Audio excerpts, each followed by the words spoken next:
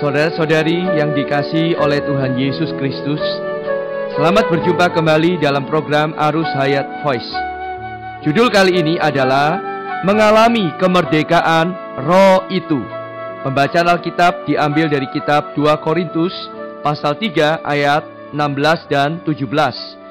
Tetapi apabila hati seorang berbalik kepada Tuhan, maka selubung itu diambil daripadanya.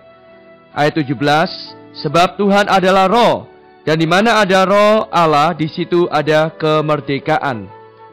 Saudara-saudari kekasih, 2 Korintus pasal 3 ayat 16 dan 17 menunjukkan ketika hati mereka berpaling kepada Tuhan, dan Tuhan adalah roh, dan di mana ada roh Tuhan, di situ ada kemerdekaan. Kedua ayat ini sangat berdekatan. Kita ingin berpaling kepada Tuhan, tetapi di manakah Tuhan? Apakah tandanya hati kita telah berpaling kepada Tuhan? Tandanya adalah apakah kita memiliki kemerdekaan di dalam kita atau tidak. Kalau kita suka membantah, apakah kita memiliki kemerdekaan? Semakin kita suka membantah, bertengkar, semakin sedikit kemerdekaan di dalam hati yang kita miliki. Semakin kita mengabaikan perasaan batiniah kita dan tetap membantah, melawan, semakin terikatlah roh yang di dalam kita. Pada akhirnya, kita tidak akan memiliki terang apapun. Kalau kita suka menyombongkan diri, roh kita tidak memiliki kebebasan, karena Tuhan Sang Roh itu terikat di dalamnya. Roh kita tidak memiliki kemerdekaan di dalam kita. Ketika kita mengasihi uang, kita pasti memiliki perasaan tertentu di dalam kita. Kita akan merasa terikat dan tertekan di dalam. Kemudian, saat kita membuka mulut untuk berdoa, orang lain akan tahu bahwa ada sesuatu yang salah di dalam kita. Tuhan di dalam kita tidak terbebaskan. Ia terikat, terbelenggu di dalam kita. Jika kita tetap mengasihi uang atau mengasihi anak-anak kita lebih daripada Tuhan, bagaimana mungkin kita tidak memiliki suatu perasaan yang terikat, tidak leluasa, dan tidak nyaman? Namun, jika kita mau berpaling kepada Tuhan yang telah terikat di dalam kita itu, kita akan segera menerima kemerdekaan dan penuh dengan terang. Seringkali penemukan Tuhan adalah melalui orang lain menemukan kesalahan kita. Namun kita selalu memiliki alasan. Bahkan jika kesalahan kita nampak begitu jelas, kita tetap saja tidak mau mengakuinya. Di dalam kenyataannya, sangatlah jarang terdengar perkataan, "Maaf, saya salah." Yang ada hanyalah ribuan alasan untuk pembelaan diri, pembenaran. Inilah contoh dari terselubungi, tidak merdeka, dan berada dalam kegelapan karena menolak terang yang dari dalam. Beralasan menunjukkan hati yang tidak murni. Seharusnya saat orang lain menunjukkan kesalahan-kesalahan kita, kita seharusnya mampu untuk mengatakan, "Maaf, ini kesalahan saya. Mohon maafkan saya."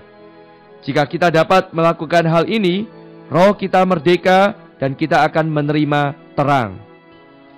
Saudara-saudari, ketika kita bertengkar dengan pasangan kita di rumah, pasti kita akan memiliki perasaan yang tidak nyaman.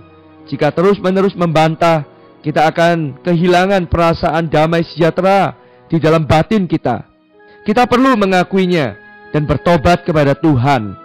Jika tidak, mungkin kita membaca Alkitab setiap hari, mungkin kita juga melayani Tuhan dengan rajin, tetapi tidak ada terang atau realitas. Tidak hanya itu, ketika kita bekerja, roh kita penuh dengan kebingungan dan tanpa terang.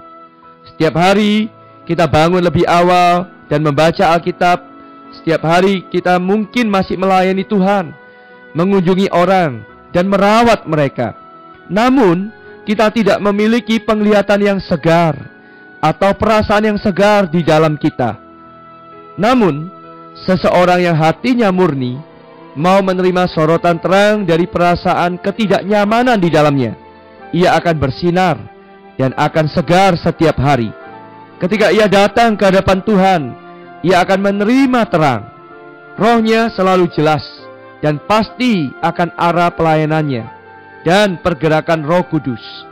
Ketika orang berkontak dengannya, meskipun di luaran tampaknya ia tidak begitu menarik, namun rohnya lembut, rohnya segar, sejernih kristal dan transparan. Masalah utama kita adalah hati kita yang kurang murni bagi Tuhan, sehingga tidak mau menerima permukaan yang muncul dengan perasaan tidak nyaman itu. Ketidakmauan ini membuat roh kita tidak merdeka dan tidak ada terang. Marilah kita menerima permukaan dari Tuhan, supaya terang yang ada di dalam kita akan bersinar dan roh kita akan bebas. Di mana ada roh Tuhan, di situ ada kemerdekaan. Jadi, bagaimana kita tahu kalau hati kita berpaling kepada Tuhan? Kita tahu kalau hati kita berpaling kepada Tuhan adalah ketika roh kita bebas. Kalau kita berhenti bertengkar, berdebat, berargumen, roh kita akan bebas leluasa dan kita akan dapat memuji Tuhan. Kalau berhenti membenarkan diri, roh kita akan bebas dan penghidupan hari-hari kita akan segar, lincah. Jika hati kita murni, roh kita akan merdeka, roh kita akan leluasa. Mari kita berdoa. Tuhan Yesus, Engkau adalah roh itu, dan di mana ada roh-Mu, di situ ada kemerdekaan. Tuhan, angkatlah segala selubung kami, segala perkara, segala benda, Tuhan, yang begitu menduduki hati kami, yang begitu menyelubungi hati kami, sehingga hati kami tidak murni lagi. Tuhan, tundukkanlah kami, dan buatlah kami taat atas pekerjaan salib-Mu di dalam kami. Tuhan Yesus, kami ingin mengalami kemerdekaan, kebebasan, dan Tuhan, keleluasaan oleh roh itu di dalam diri kami. Di dalam nama Tuhan Yesus kami berdoa. Amin. Demikianlah firman Tuhan yang disampaikan. Sampai bertemu pada kesempatan berikutnya. Kasih karunia-Nya menyertai engkau. Demikianlah program Renungan Arus Hayat Voice Note pada hari ini. Dan jika Anda tertarik untuk memiliki voice note tersebut beserta seri-seri sebelumnya, Anda dapat mendownload di website kami di www.pemulihan.or.id atau dapat menghubungi kami via BlackBerry dengan nomor PIN 282554-7F yang berpusat di Jakarta dan di nomor PIN 27EB5F7D yang berpusat di Surabaya. Tuhan Yesus memberkati kita semua.